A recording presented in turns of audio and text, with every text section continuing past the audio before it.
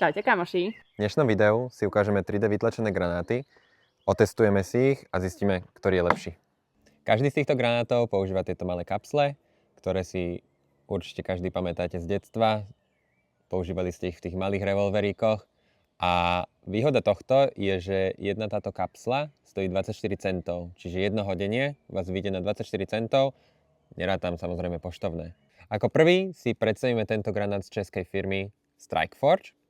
Je to druh Rage a tento granát by mal dosahovať 110 decibelov. Vnútorné komponenty z tohto granátu sú vyrobené z materiálu, ktorý sa volá ASA. A potom vonkajšie, čiže toto také pogumované mi to až príde, čo je celkom akože príjemný materiál, tak tento je z materiálu, ktorý sa volá TPU. Čo sa mi páči na tejto firme je, že dajú množstevnú zľavu. Ak nakúpite 3 až 4 granáty, dajú vám 5% zľavu. A ak kúpite 5 a viacej, tak je to 8% zľava.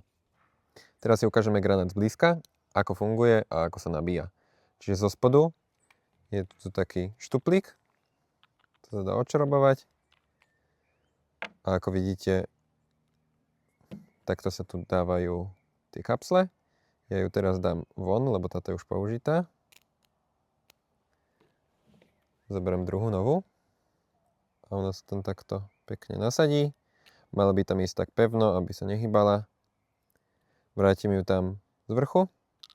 Ale ešte si ukážeme jednu vec. Tuto je úderník. Je pekne vidieť, jak sa hýbe ten úderník, takto sa dá nabíjať. Je pekne vidieť, jak sa tam hýbe. Čiže ja to teraz potiahnem úplne k sebe, zaháknem. Čiže takto sa to tam zahákne, tuto. A toto tam dám, aby to smerovalo ku nám. Zavriem štuplík. Tak mi pôjde zavrieť. A granát je pripravený na hod. Ako ďalší model tu máme túto KP01. Je to od slovenskej firmy K-Tactics. Chalan, čo to teda dizajnoval, sa inšpiroval modelom, ktorý sa dá kúpiť na internete.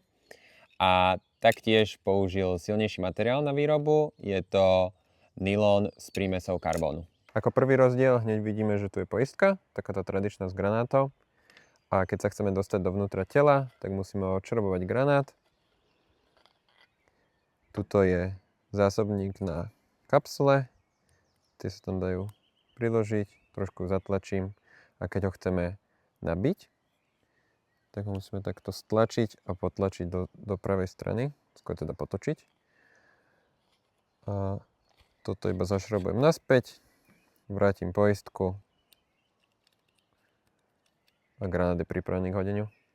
Ako posledný tu máme tento granát, ktorý nám vytlačil jeden z našich hráčov.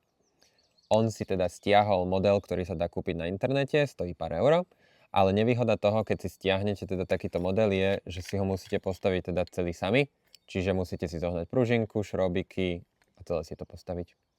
Tento granát má zase trošku inú poistku. Toto koliečko hore sa dá točiť a má tu, že S-ko a Ačko. Ačko je ako arm, čiže odistené, S-ko je ako safe, zaistené. Keď to líci s touto šípkou, tak na tom je to nastavené. Najprv si ho nastavíme na armed, odšrobujeme telo a keď si ho chceme nabiť, tak toto treba stlačiť. Takto. To sa tam takto zasekne. A ďalšie, čo treba, toto je vytiahnuť a nabiť si tam kapslu. Ako aj pri všetkých predošlých, treba ju tam dobre zatlačiť, nech tam dobre sedí.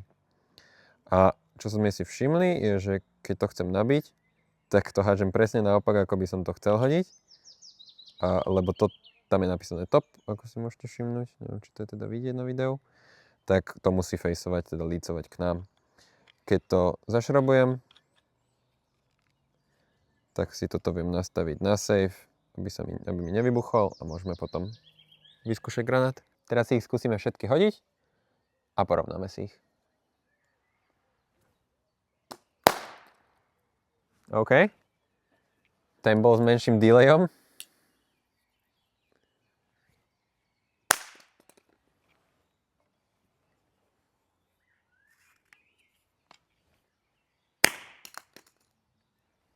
Pokus číslo 2. Teraz si ich hodíme do väčšej výšky a uvidíme, či to spraví nejaký rozdiel.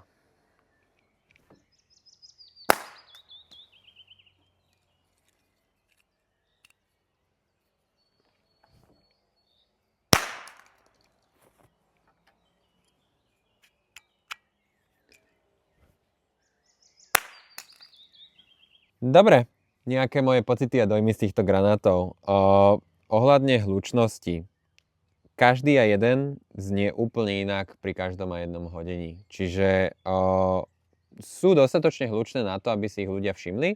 Samozrejme nie sú také hlučné, ako napríklad taginy. Možno by som ich prirovnal k takým tým membránovým granátom, jak Novridge robí napríklad. A teraz si prejdeme nejaké akože výhody a nevýhody z mojej strany, čo som teda videl. Začal by som touto KP01. U mňa nevýhoda sú tieto piny, alebo teda tie, jak sa tomuto nadáva? Poistky. Ďakujem mojej asistentke.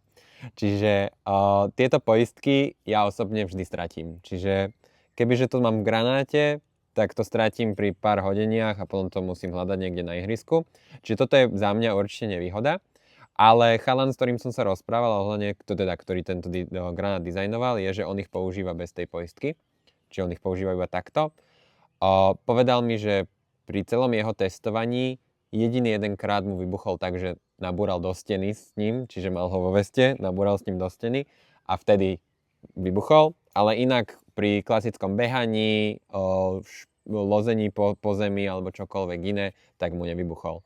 Má príjemný dizajn, čiže veľkostne je veľmi, veľmi príjemný a verím, že by sa dal dať do tých 50 mm sumiek, možno aj 40, možno to má dokonca aj 40 mm. Nemeral som to bohužiaľ, ale pokračujeme ďalej. Toto by bol môj druhý obľúbený granát. Čo by som chcel určite vyzdvihnúť je jednoduchosť používania. Akože toto nabíjanie je super. Nemá síce poistku, ale takisto ako pri tom prvom nevidím, že by teraz sa random zapol alebo odistil počas toho, jak ho budete nosiť. Ale nevýhoda toho je, že je to strašne veľké. Že to telo je príjemne nadizajnované, ale toto srdiečko, neviem si úplne predstaviť, kde by som ho dal do sumky, po prípade do nejakého väčšieho pauču, ale už takýto dizajn, alebo teda veľkosť je za mňa moc veľa. Príjemné je tento spodok, čiže to, jak sa to tam nabíja, čiže za mňa dobrý dizajn. A na tento granát mám ťažké srdiečko.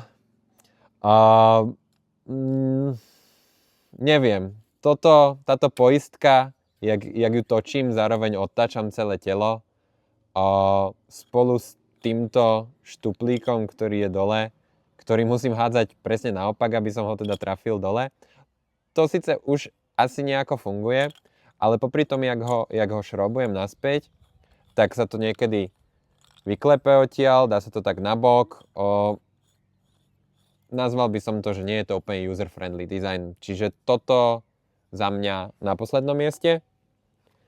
Toto by som povedal, že je také veľmi tesné druhé miesto hneď za týmto granátom. Čiže za mňa, keď chcete niečo lacné a vyzerá, že aj spolahlivé, tak tieto dva granáty určite sú cesta. Ak ste sa dostali až sem, tak vám chcem poďakovať za dopozeranie videa. Linky na každý jeden granát vám dám do popisu. A vidíme sa pri ďalšom videu. Okay, bye!